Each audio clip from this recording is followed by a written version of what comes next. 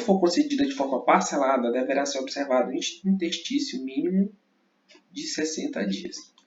Eu esqueci de mencionar aqui nesse slide, mas agora a gente já está falando sobre a resolução interna da UFMA, que é a 262. Né? Ela traz lá no parágrafo 5 que sempre que for parcelada a licença para capacitação, deve ser observado esse interstício mínimo de 60 dias entre quaisquer períodos. Então, se você tem 90 dias de licença para capacitação e você parcelou em 3 períodos de um mês, por exemplo, você tem que aguardar um interstício de 60 dias entre cada mês. Você não pode, por exemplo, sair de licença em janeiro, aí em fevereiro você trabalha, março você sai de novo, né? Junho você trabalha e julho você sai de licença novamente. Não pode, porque o interstício entre as licenças, entre as parcelas, tem que ser de no mínimo 60 dias, ou seja, 2 meses. Isso vale também para uma situação hipotética. Vamos supor que você faça 5 anos, você já tem um quinquênio na UFMA, e aí você já pode solicitar licença, mas você não solicita. E aí quando você está prestes a completar mais um quinquênio, você sai de licença para capacitação. E aí quando você volta da licença, você já tem direito novamente a outro quinquênio, certo? Então você não vai poder emendar, você vai ter que aguardar um interstício de 60 dias entre as licenças e capacitações. Tá?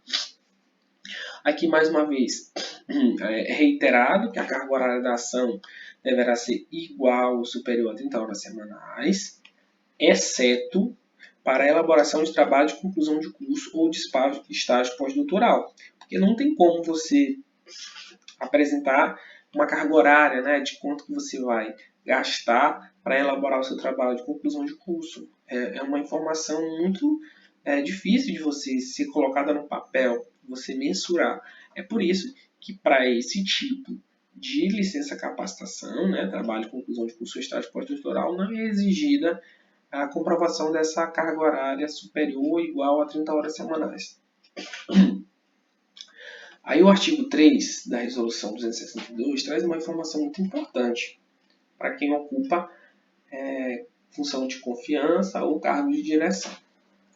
Em caso de licença para capacitação por período superior a 30 dias consecutivos, o servidor requererá, conforme o caso, a exoneração ou a dispensa do cargo em comissão ou função de confiança eventualmente ocupada, contada a data do início do afastamento. Tá? Então, se você ocupa uma função gratificada, um cargo de direção, você, para sair de licença para capacitação por período superior a 30 dias consecutivos, você vai ter que pedir dispensa do seu cargo. Qual é a alternativa? A alternativa é você parcelar. Em vez de você sair por 90 dias, você faz 30, 30, 30, ou 15, 15, 15, vai a seu critério. Mas você não pode se ausentar do seu cargo por período superior a 30 dias consecutivos. Tá? Outra coisa que acontece quando você sai de licença para capacitação por período superior a 30 dias é que vai haver a suspensão, tá, do pagamento referente a gratificações e aos adicionais vinculados à atividade ou ao local de trabalho. O que a resolução quer falar aqui especificadamente? Ela quer falar sobre o adicional de insalubridade, adicional de periculosidade. Todo e qualquer adicional que você receba por estar executando uma atividade no seu local de trabalho, ele vai cair, vai ser suspenso esse pagamento caso você saia de licença para capacitação com um período superior a 30 dias consecutivos, tá bom? Bom, a concessão da licença se dará, novamente, no interesse da administração, podendo ser negado o período do gozo, a princípio por acúmulo de serviço ou escassez do quadro de pessoal da unidade de lotação do servidor, não sendo possível a contratação de substituto. Muito importante esse artigo, porque mais uma vez a gente vem reiterar que a licença para capacitação ela é no interesse da administração. Então, como é citado aqui no artigo, caso você esteja numa alta demanda de trabalho, seja você docente que está no meio do semestre, ou você técnico aí que está assistindo, que está no período de matrícula, né, de calouros, ou que esteja num momento de bastante trabalho, é possível que a administração negue seu pedido de licença capacitação. Ou caso, como ele cita aqui, escassez do quadro, porque realmente a universidade ela vive um momento muito delicado. A gente não recebe códigos novos do MEC há muito tempo. Então, a gente está com quadro reduzido. E isso é uma justificativa plausível para a administração negar o seu pedido de licença para capacitação. É importante também trazer aqui para a classe docente que a licença para capacitação ela não permite a contratação de professor substituto. Não está previsto na lei de contratação de professor substituto essa possibilidade. Até porque a gente volta a falar, a licença para capacitação é uma licença de certo modo curta, é só 90 dias. Então não tem como você contratar um professor para substituir por 90 dias, tá? Então por isso não é permitido. Tá, agora a gente vai falar sobre o que devemos preencher, quais são os documentos necessários para que possamos solicitar a licença para capacitação. Ele tem que ser formalizado através de processo administrativo no nosso sistema atualmente utilizado, o SEI. Então, o servidor interessado mesmo deve abrir um formulário processo, anexar no processo, e o que vai ser anexado? É o formulário próprio. Né? A gente tem um formulário lá no portal da Progep, próprio da licença para capacitação. Nesse formulário devem constar, é obrigatório, na verdade, constar a assinatura e a justificativa da sua chefia imediata. Então, sua chefia imediata tem que assinar o seu formulário, tem que justificar qual é a necessidade que ela observa na sua unidade acadêmica dela para que você realize essa ação de capacitação. Tá. Para os casos docentes também é necessário a ata de aprovação, seja da assembleia, né, ou do colegiado do curso. É importante também conter o documento de comprovação do vínculo. Então, se você está se ausentando para fazer licença capacitação para realizar um curso, você tem que colocar um documento que mostre que você já está vinculado a esse curso, né? E de preferência, de certo modo até obrigatoriamente, é necessário que nesse documento contenha a carga horária da ação que você quer realizar, o período que você vai realizar o curso está previsto para acontecer de quanto a quanto, e a forma de realização, se vai ser EAD ou vai ser presencial. Marca aqui que é importante.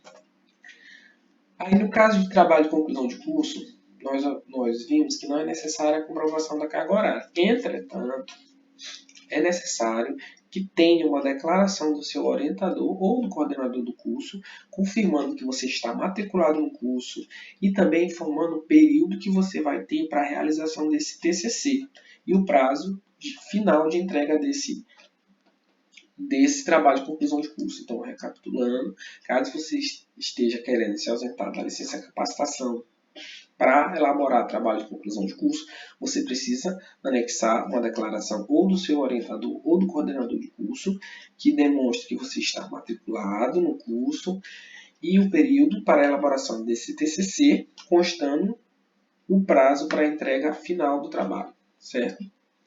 Já no caso de participação de curso presencial, intercâmbio para aprendizado de língua estrangeira, é importante que a gente coloque aqui curso presencial. Por quê? Porque língua estrangeira não pode ser realizado o curso à distância.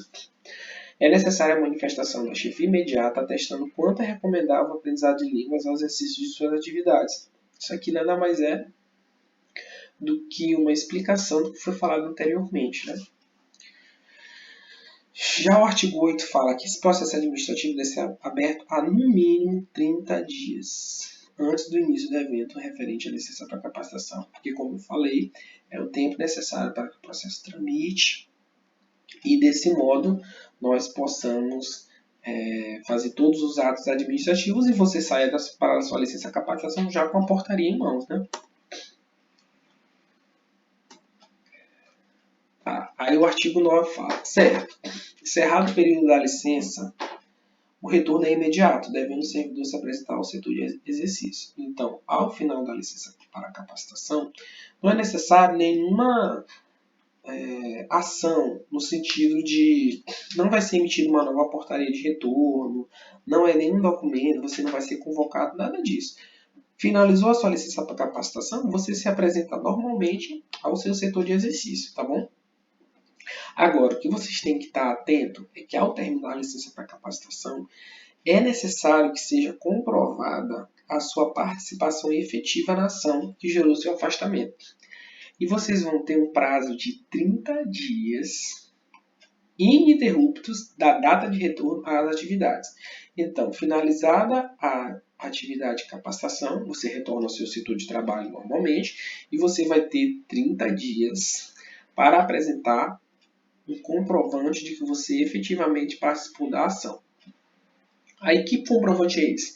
Para os casos de curso, pode ser um certificado, uma declaração de conclusão, né, das ações. E para o caso de quem saiu para fazer a monografia, precisa apresentar ou a ata de defesa, a ata de entrega, ou ainda o diploma, né, de conclusão do curso. Tudo isso é um documento que comprova a ação. Agora, o que acontece se o servidor não apresentar a comprovação dessa participação, que a gente falou aqui que tem um prazo de 30 dias? Bom, o servidor ele vai estar sujeito ao ressarcimento dos valores correspondentes às despesas com seu afastamento, na forma do parágrafo único do artigo 30 da Instrução Normativa que está citada aqui. E quais são os valores correspondentes? É a remuneração. Como é uma licença remunerada, você esteve de licença e recebeu seu salário. Se você gozou da licença e não comprovou a participação na ação de desenvolvimento, você vai ter que devolver todo o salário que você recebeu durante a licença, certo? Aqui eu trouxe um fluxo do processo, como ele está tramitando atualmente aqui na universidade. Então, aqui começa pelo servidor, né? O servidor, ele vai abrir o processo com a documentação necessária, que está citada nos slides anteriores, vai enviar para a autorização da chefia da unidade acadêmica, né? Muitas das vezes não é necessário, porque no próprio requerimento a chefia já atesta, mas aí você pode encaminhar para a chefia da unidade, né? No caso, ou o diretor de centro, ou o diretor de campus. Ele autorizou? Sim. Envia o processo à Corec para fazer a instrução, certo? A Corec, localizada aqui na projeto, vai fazer a instrução e o processo vai ser enviado à ADPLAT.